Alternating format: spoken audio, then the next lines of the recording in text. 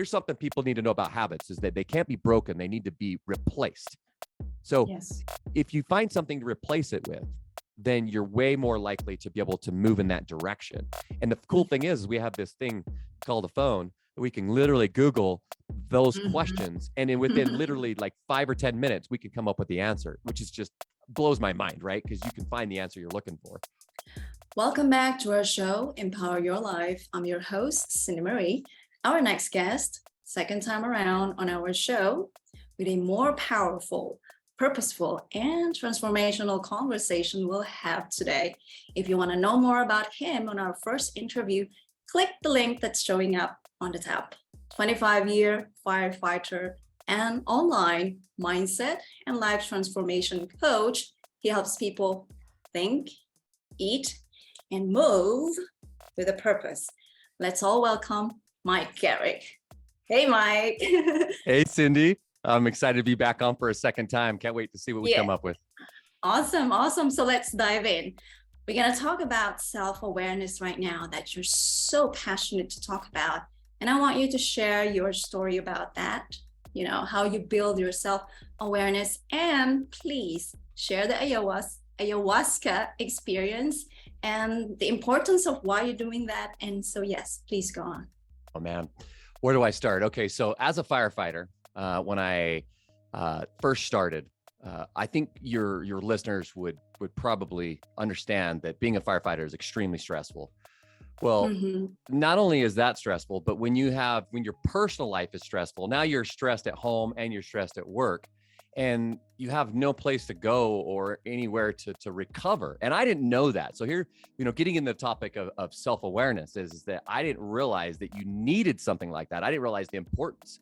I was young, I had an ego, and I found a career, the fire department, of where I could actually go and do that. So I just kept shouldering more and more stress. And I didn't realize that I was about to break physically, which I did. I developed something called Bell's palsy, and I'll get into that a little bit more. But if I would have had a lot more self-awareness, I would have listened to my inner voice would have been screaming at me the whole time, which it was with so many different things.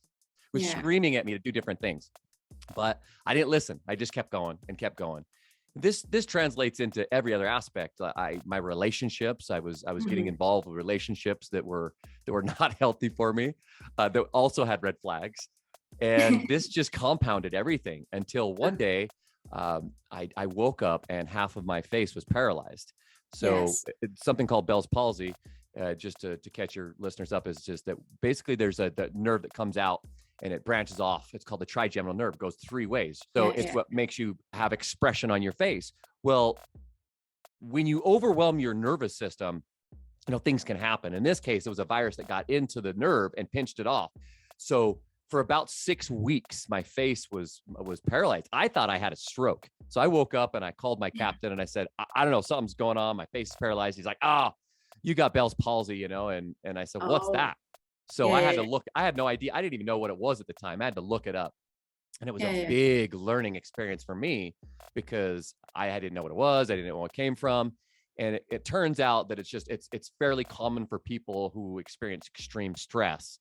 So I'm a person that doesn't like to repeat things over and over and over again. So I thought to myself, I don't want to get to a place where I'm going to develop something really serious like cancer or something else. So I wanted to learn how to learn tools to be able to prevent this, because I had zero tools. I had zero tools to deal with all the stress. I thought that I was processing, but I was not processing it. I was dating, I was distracting myself, and I was just taking on more and more stress. So that's where it all started for me. And and from there it just spirals out. And how do you relate the ayahuasca experience? Why did you even have the curiosity to experience that? Well, that is, let's see, that was 2005 when I actually had Bell's palsy, and ayahuasca happened in 2020. So there's quite a lot that happened in between then and now. And the biggest thing is that I started to get into personal development, and I realized that everything is determined by our ability to grow and to personally develop. And so I just started to read everything I could get my hands on And this is coming from a guy that hated reading. I mean, I went through high school, barely got through high school, never read a whole book all the way through, and now, I mean, I read so much. It's ridiculous. I have piles and piles and piles and piles of books that I just High love. five first. High five. High five. Because we're the same. Let me cut you first before you proceed. I'm the same. Like literally 1-2 pages. I'm going to deep knock down, like sleep. But now I can't even leave myself without reading. So go on. Yes. No, you're smart, and that's the thing is we live in a time. How exciting is this? We live in a time where no matter what your problem is, if you're self-aware enough to realize you do have a problem or a challenge or something you want to be better at, there's someone out there that's mastered it and who's written a book about it, who's dedicated their whole life to it. And you get to buy that book for $20 or $30 at the most, have it sent right to your house through Amazon, and then you get to consume the information to become better. Like it will directly impact your life like that day. I don't know much more that's that exciting. Like that is so exciting to me. And so I started to get involved with that idea and just started to, and at first it was a little bit frustrating because, you'll think, oh, I the title of that book, and you'll get a book and you'll be like, it's okay. You might get 1 or 2 things out of it, but then you start to like narrow down and you'll find a really good one. And then that will lead to another good one. And that will lead to another good one. And pretty soon you have so many books that are so good that you just don't have enough time to read them all. Exactly. Yes. Right. And that's just a beautiful place to be. Yes. But that's the beauty, you will never, ever stop learning. I mean, I think both you and I, we are lifelong learners. And that's the beauty, because I think that's one of the keys to increase your self-awareness is really to keep on learning what works for you. How does it make you feel? And, do you feel that it, like following the people that becoming your big mentor or distant mentors or coaches? And I know one of your big mentors. And so basically, when it comes to self-awareness, and everyone can see, especially if no one actually, if it's the first time knowing Mike Garrick, if you follow him on his social, on Instagram, where basically he's more active, or maybe TikTok. So you will see how much he's pretty active talking about his own experiences also when it comes to physical, progress. So now let's break it down to the self-awareness. So we know self-awareness is, but what does it really mean, the self-awareness, and why it's important? Okay, so let's see. So when you're caught up in life, like the actual experience, it's like you got blinders on, and that's what emotion does, and life does this to us, is we're caught up in it. And the emotions, we're riding the roller coaster of the emotions, but you start to realize that you can actually separate yourself from that, because there's multiple voices in your head, and you're not your actual experience. You're the person watching the experience. Okay. So you're like the observer. And as soon as you make that distinction and you separate just that much, that makes all the difference in the world, because then you realize, oh, this is not me. I'm actually watching this happen. So that's what I would say that the self-awareness is. And I'll tell you right now, if you want to come face to face with your self-awareness, try getting in cold water, because what'll happen is you'll start to hear this voice inside, and you're like, wait a minute. Who's that voice? Because I'm listening to this voice talk, but that voice that's talking is that the conscious mind that just never lets up. The badger just sits there and just talks about everything. It's usually what tells you about the doubt and the worry and all this stuff. And you just observe it. You don't have to get caught up in it. You just observe it, and you just listen to it talk. And it's such a beautiful experience, because when you listen to it, then you can actually influence it and change. Yes. You can consciously choose what you want to do, instead of thinking that that's who you are and then just being like all over the place and just reacting to the experience. You actually can be like, okay, now I can understand that. Okay, like going out into the cold water. Okay, let me just give you an example. When I wake up in the morning and I go get in the cold water, I'm by myself and I'm standing there looking at the door that I have to walk out. All I got to do is walk out the door, open up the freezer, and get in the cold water. And for your listeners here, I've got 3 inches of snow out there, and it's anywhere from, -2 to, 32 degrees Fahrenheit here. So it's cold. But all I have to do is walk out there and get in there, get in the water and get out. Okay. That's all I got to do. Real easy. It's simple.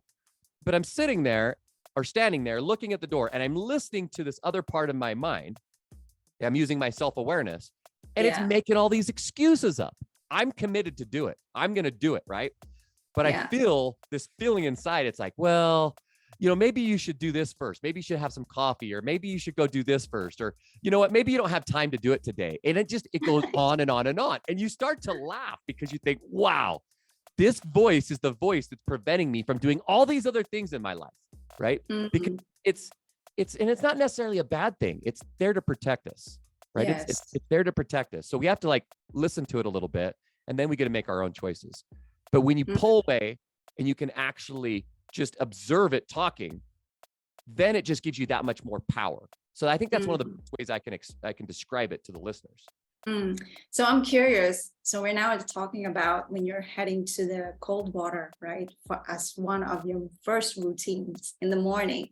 And when you catch yourself, like this side of your chapter telling you, oh, maybe we can do that next hours or so. How do you lean on that and then telling that other chapter that it's okay, I understand that you want to protect me, but I'm just curious, what are you gonna say to your other side of your voice? Because I do experience that, and I'll be sharing that with you after hearing yours. Yeah. So I think the word for people to realize is that there's no wrong or right. This is a practice. So practice is beautiful because you're going to screw up. You're going to screw it up all the time, right? But here, let me give you an example. And men can relate to this, I think, more than women can. But let's say you see a really attractive woman that you want to go meet. Okay. You really want to do it inside, but then if you start to move towards her, you're gonna take some action. All of a sudden, this other side of you says, "Oh, well, what if she's going to reject you? And what if she doesn't like you? And what is she going to say? And maybe you don't look this way." And so it goes with all these things. And then if you walk away, man, you think about it for so long, and you kind of punish yourself. Like, why didn't I do that? And I'm such a coward. But you don't need to do that. All you need to do is just smile and laugh and be like, okay, the next time that happens, I'm practicing. I'm just going to walk up and be like, hey, do you have the time? Or hey, I like your sweater, or whatever it is, right? Or I like your smile, or something like that. And just see what happens. It's a practice. So it's the same thing with the cold water. Every morning it's very, very easy to walk up, and it's if you don't have any a cold immersion bathtub like I do, you got a cold shower. And if you don't have a cold shower, you can go outside, you can do something, pick something that's difficult that to your face. Yeah, splash water in your face, or just get in the shower, or go work out, right? Anything that's hard and difficult that you find yourself having resistance to, you get to wake up, and then you get to listen to that thing that voice that's gonna pop up, that's going to try to prevent you from doing the thing that you've committed to. So it's just the resistance is like the workout. You get to push up against that resistance. And when you do, and you push past it, you get this amazing feeling of worth, because the worth comes from the work. Yeah. The worth comes from the work. And when you do that, and I think everybody can relate to this in some way, when they push past that and they do it, they feel really good about themselves, let alone the what cold water actually does for you, right? All the stuff it does for you chemically in your body is amazing. But in your mind, you're like, oh, now I'm on fire. And then you go in, you come inside, and you're yelling and screaming because you're so, you just did something really exciting. And then you can turn on some music, and next thing you know, your whole day, or at least the first part of your day, is on fire and amazing. Yeah, I absolutely agree with you.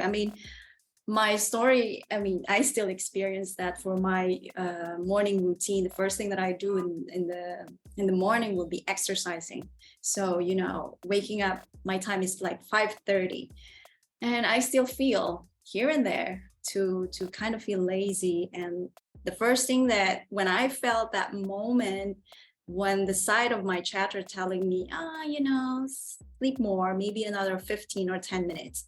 And I would say, I think it will be always, I think this is one of the keys, at least for me, it really works so well, that helped me a lot to keep moving forward, is remembering, why am I doing this. So the moment that chatter telling me, oh, it's okay, you can have a nap a little bit more, then I would say, no, it's okay. I gotta get up because I have bigger purpose and mission to do. So, putting the mat and the yoga mat and then start to exercising and warming up. And then, I usually do the online program. So I have kind of like a team, and then they will tell you, yeah, you've got this, Cindy, and blah, blah, blah, blah. And it's like, yeah, I got this. I'm so happy that I got up now and I'm so pumped up. So that's how I usually do whenever I feel myself being caught off of the laziness or the other side of myself telling me, it's okay. But it's just also reminding people that even Mike or myself, we've been doing this for many years. We still experiencing that moment of challenge that, oh my God, here we go again, especially for your weather right now. I'm sure that you experiencing that, the resistance, but then you have the bigger mission and purpose why you always want to get up and do it anyway, right? Right. There's a question, and people say, how do I get motivated to go out and run? And I say, you go run. And they say, well, I'm not motivated to run. But yeah, it's because you're not running yet. It's the paradox of life. It's that, have your listeners, next time they're depressed, just be aware. What are you doing? You're usually laying on the couch with the your windows are closed. It's dark. You've been laying around. You're focused on the negative, and you're wondering why you're depressed. But when you get up and you open up the lights, you go outside, you take a little walk, right? You do some deep breathing, you focus on the positive in your life.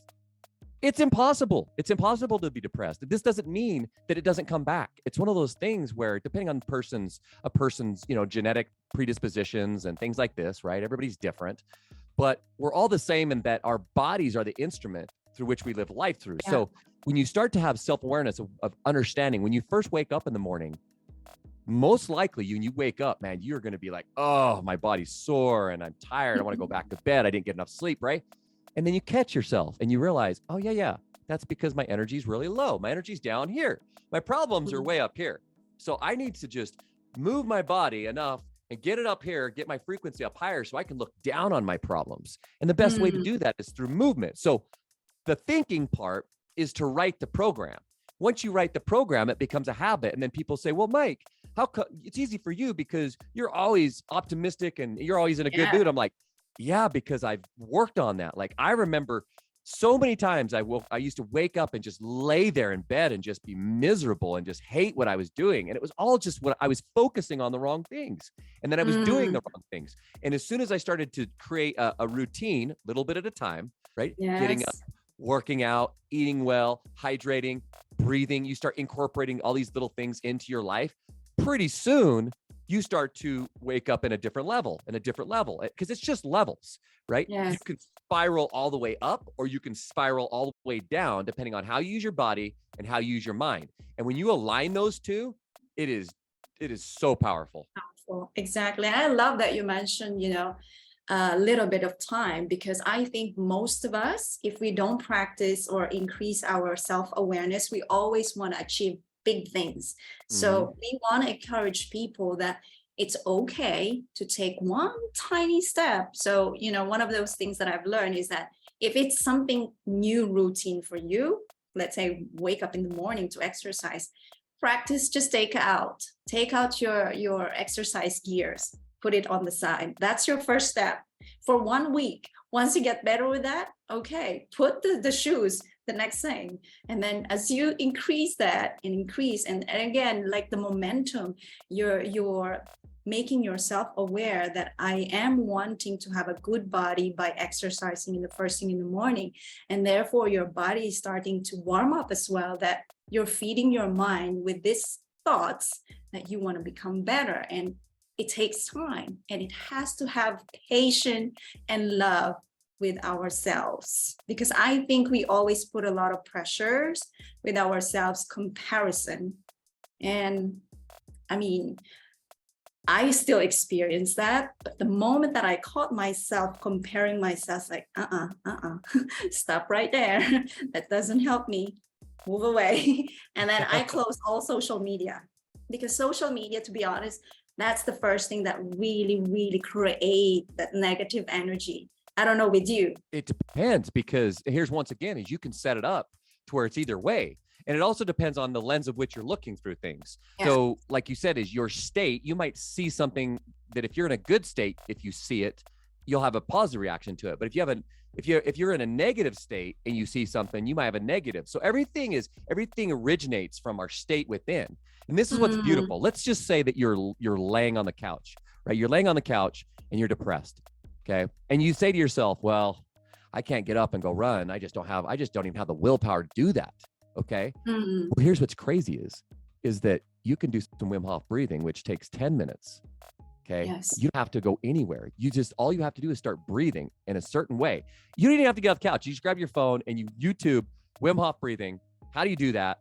It's 3 rounds, 30 breaths each, right? With some breath holds. And I promise you will want to at least get up off the couch when you're done with that. I mean, you'll go from here to here instantly just by doing that alone. And then that's enough to, like you said, is the little steps. That's enough to get you out the door into the outside, and then the sunlight hits your eyes, which creates cortisol and wakes you up. And you start seeing, like all these things, and it starts to motivate you. And then you start walking and you start to deep breathe, and even more so. And pretty soon you're like, you know what? Now I'm getting hungry. And you go back and you eat some good food. And now you're motivated, right? You actually are motivated. Why? Because you put in a little bit of work and you're moving forward, momentum, right? Like one of my favorite universal laws is that you have to give before you get. So when you put the work in, even when it's just small, to start building the momentum up, because people think that I just all of a sudden started going out and getting in, like cutting holes in the lake, the ice. I just did it. It's like, no, I started with cold showers. I've been doing this for 4 or 5 years now, right? And I do it daily. Very, very seldom do I miss. And the reason why I don't miss is not because I love it. I hate it. I still hate the cold. But what I love is the feeling that it gives me afterwards, what it does for my body. It's the same thing with exercise. I don't like to go in and push past all of the hard, crazy workouts that I do, but I love the results. I love how I feel. I love how my body looks, because this is the vehicle in which we get to live life through. So when we start to rev it up and drive it and actually move it, everything becomes more beautiful, because it's the lens through which we're seeing things. So as we continue to raise our frequency up, our frequency is what we frequently see. So that's what we're looking through. We're looking through the lens of our energy. And if you want your listeners to really have something that's eye-opening, look up something called the Hertz frequency chart as it relates to emotions, and look at the emotions and what frequency they're on. And shame and guilt are at the bottom. These are really, really low energy levels, right? Even anger is above those. That's why it feels good for people to get angry, like initially, because it's a little higher. But then you got to keep going up. And guess what? Guess what you need to access those higher states? Oxygen. You can't access, just breathing. You cannot access those higher levels of states without oxygen. So that's why you don't wake up in the morning giggling all the time. You wake up and you're just upset and angry, because you can access those emotions without oxygen. But you start to move and oxygenate your cells and hydrate your cells, and the energy starts to crank up. And pretty soon, and then you start to align your mind. That's why I did the post on gratitude this morning, because when you first wake up and you say to yourself, I just won the lottery because I just woke up. I mean, because you wouldn't, Brad Lee's famous for saying this. He said, would you trade not waking up in the morning for $1 million or $1 billion? Of course you wouldn't, because you're dead. You can't use the money. So why not look at it like I win the lottery every day I wake up, because it's more valuable than $1 billion. Yes, and now I get to live that, right? So you're training your brain to look at the thing. It's not like, that doesn't mean that you don't have all these other problems. You still have all these other problems, because that's just life. But those problems are nothing more than vehicles through which we get to grow. Yes. And we start to pay attention to that and pull back from that situation and start looking at that stuff. That's what self-awareness is just continually pulling back and smiling and being aware of what your values and, who you want to be, who do you want to become. You start to think about that instead of just being caught up in the thing that's happening in the moment. Amazing. Agree. And I am sure that our listeners or viewers sort of feeling the energy, with Mike, and they're so curious that, okay, for the past 5 years, he has been doing whatever he's doing to be whoever that he's building to become. Now, of course, I know what you've been doing, even though we haven't met in person, but a lot of people would be so curious that your personal tips of increasing your self-awareness. So you have already covered a lot. If the listeners or the viewers actually listening and watching very carefully, you have shared many, but I want you to share with us your personal tips that really help you consistently increase that self-awareness. All right. So we covered cold water, which is probably one of the most powerful ones. Okay. Exercise is another one. If you listen to what you say, you're just supposed to listen to what you say when you commit to doing something. Okay.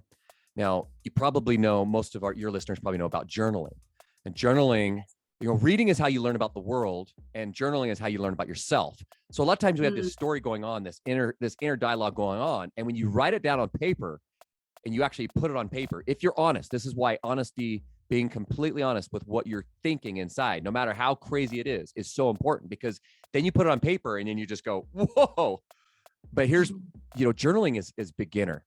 If you really want to take it up a notch, when you wake up in the morning or when you're getting ready to do something and you're trying to talk yourself out of it, pull out your phone and get onto the audio. There's that audio recording where it comes with all iPhones, right? And you can record yourself and just record what you're thinking and then play it back to yourself. And it will, I don't want to use the word disgust you, because, like you said, you got to be careful about self-hatred and self-loathing and things like that. But it will disappoint you. You'll be like, whoa, like that's what it sounds like. That's what it sounds like how I'm thinking, because you would never let somebody that you love think that way. You would never let them. You would bring them right back up. So when you're able to get what's in your mind out and then listen back to it and play it back to you, it is like journaling on steroids. Like it will snap you right out of it. So if your listeners can practice that on top of all those other things, those are some of the, and obviously there's meditation as well, because meditation is part of it, because meditation is just thinking about what you're thinking about while you're breathing. I mean, that's the simplistic form of it, right? But you don't have to just sit down and do that. It's just that most people's brain is going so fast that they can't hear what they're thinking about. So when you just start paying attention, when you just start to catch yourself thinking a certain way, you just have to slow that down. And that's just a practice. And you don't have to meditate to do that per se. You just have to just want to do that. So when you do, then you can start to apply all these practices and these tips. And when you do, and food is another one. I was about to say that, please. Yeah. And then I'm glad you mentioned that. Talk about the food. So there's a few things that are completely in your control. And most of the things that we worry about are not in our control, right? So what you think, what you put into your mind, because it's a little harder to control what you think, right? So what you put into your mind, okay, what you put in your mouth and what you do with your body. Like these are things you directly have control over. And when you control those, all of a sudden, when you do those things, especially if you do them all combined total, then your mind is just on fire, because your mind is it's the result of that. So when you start to do that, because it's the chicken or the egg, right? They both influence the mind, influences the body, and the body influences the mind. So when you start to do these things, like you said, is like you wake up and you start to kind of implement these habits and you move into that without even thinking about it. You're like, okay, tomorrow I'm going to go to the gym. I'm not even gonna think about it. I'm getting up, I'm putting my shoes on, and I'm just driving there. I'll figure it out when I get there. And then you do. But if you try to think through it, then you talk yourself right out of it. And that's okay, as long as you listen to what you're saying and you start to listen to what you're doing. So you're just paying attention to what you're doing all day long. And then you're just adjusting a little bit at a time. And it becomes, learn to laugh at yourself. That's another one, is don't take things so, things are serious. Like it's serious because we only live, 75 years on average, but so we don't have a lot of time. But at the same time, you have to be able to laugh and just, be able to break that seriousness and laugh at ourselves. It's so important. So I hope those are a few tips. And yes, that's very, very helpful. One of the things that I want to reiterate though, because I'm from Philippines and we love to eat. I guess, every country, everyone loves to eat. But one of those things that when I really decided and commit myself that I want to live life in a healthier and sustainable lifestyle, what are those things that I gave up would be junk food. And a lot of people don't understand that eating junk food is basically also affecting your thinking, your brain, your body, and also the sleep, right? The sleep is also a factor of, bringing awareness, because if you don't have enough sleep, if you don't eat properly, that your body needs the nutrients, therefore your also mind will be affected. And this is also going to affect the knowing yourself better. Oh yeah. Oh yeah. And this is kind of like that ignorance that we like to, they say ignorance is bliss, right? But it's really not. People don't want to know the bad things that they're doing. They kind of are just like, I don't want to pay attention to it. But like, whoever you are when it comes to eating, just to learn a little bit more about it, and start off with like hydration, start off like reading a little bit about some basic facts about water and start there. That was one of the places I started. I stopped drinking pop, stopped drinking so much milk and started drinking water. And then I just started to go from there. And then I started to go, like these are the foods that are generally good for you, and start to cut out and go for a percentage, be like, okay, it's a ratio. So, right now I'm doing 90% junk food and 10% healthy. I'm just going to move at 10%. I'm going to start incorporating more protein and some fruit and and you start moving. And then once again, we come back to that word practice. You start moving in that direction and then you go, oh, wow. Like I feel great when I do this. I feel much better, or I feel 10% better. So it's the practice of it. But what you realize you're pushing up against some habits. And that's where the resistance is. As long as you understand that, hey, it's just a habit, it's just resistance. And if I run this other pattern over here long enough, this becomes a habit. And so I just have to I have to trade. Here's something people need to know about habits is that they can't be broken. They need to be replaced. So if you eat a certain thing, you're doing it for a certain reason. Most likely you're doing it because you're trying to relieve stress or you like the flavor, and you can replace it with something with a little bit of research. Let me give you an example. Okay.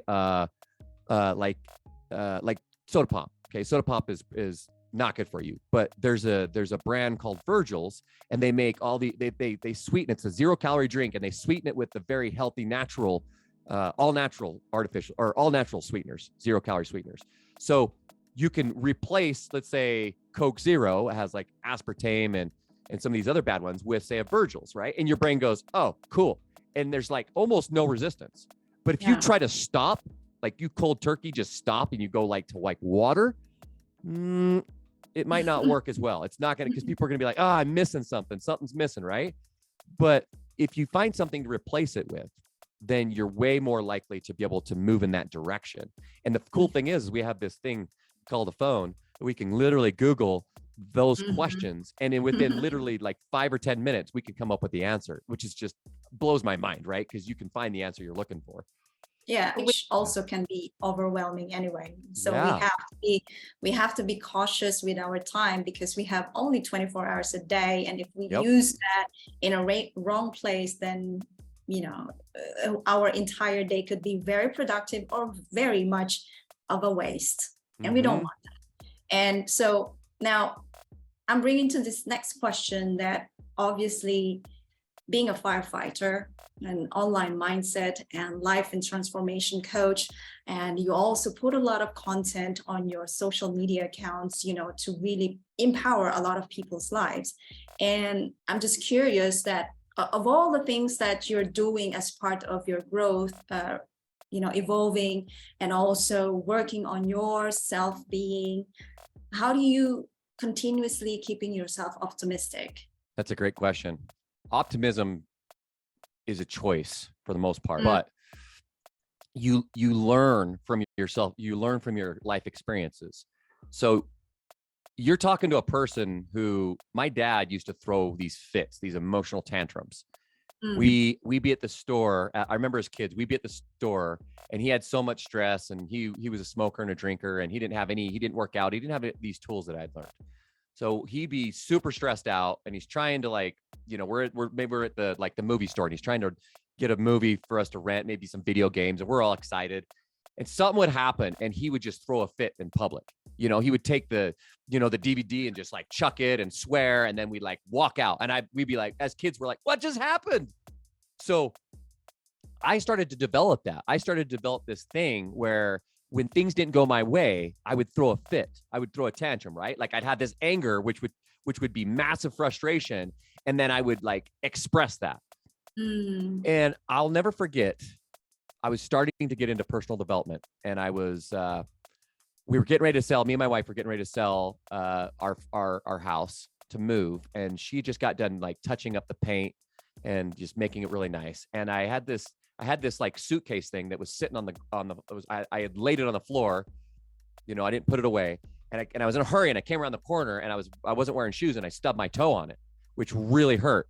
And I got so mad, I lost my temper, and I grabbed it and I threw it. There was like a downstairs portion, and I threw it downstairs, and she was watching me, and it bounced off the walls, tearing off the paint and, making more work for her.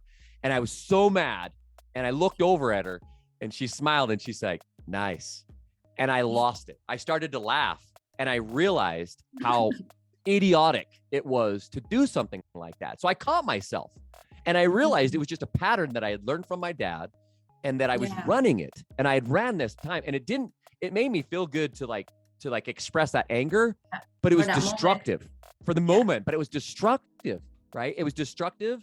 And how many times do we do that? Like in relationships, we say things out of anger that we don't mean to say, just because we're upset, violence, a lot of people that go to prison or go to jail, it's the same thing. It's just levels. So I caught myself. And from that day on, I was able to catch myself faster and faster. So I'd feel myself do that thing where that emotion comes up and I'm filled with it and I want to lash out, but instead I like laugh, or I do something differently. I replace it with something else, with something that's positive, which humor will completely change your emotion. So it's awesome to replace things with humor. Maybe humor isn't appropriate with certain things. You could change it with something else. Maybe you just, instead of being like, a -10, you go up to a 0 and you just be like, ooh, and you just breathe it out and you just let it go, and then you go, okay, right? And then you learn. So you get to practice that all day long. Somebody cuts you off in traffic, a friend says a comment that triggers you, right? Maybe your significant other says something, and you get to practice this all day long. It is beautiful. Okay. If you choose to, and you want to grow, which is crazy because it translates into every other outlet in our life, every other aspect of our life. So, we get to do that all day long. I love it. The key words for what you mentioned will be actually breathing, right? When you are on that negative energy. And then the other one is choosing, or a choice, that a lot of people think that we don't have a choice to make every day. We actually have a choice to make every day. Even that being angry, that's already a subconscious choice that you made, because you are not so aware with yourself. But the moment that you also catch yourself, you can tell yourself, oh my God, what was that? That wasn't good. Okay, let me just laugh about it. Anyway, I did it already. So what can I do? Right? It's something like you're doing some public speaking. Oops, I didn't mean to say that. But anyway, I said it already. Like, you can make out of something that not really putting a pressure to yourself. Like, I love to do that when I do an interview like this, that because we condition to be perfect in public, or in a play or in a show. But in reality, if we just know how or what could make us very authentic and unique, that's how you're going to draw into people. And that's, for me, it's like, I don't mind to look silly or funny, because I don't have issue with that. I will just laugh about it, and that will make you always look younger and think younger as well. So that's amazing. It's a fantastic, my God, a lot of juicy information.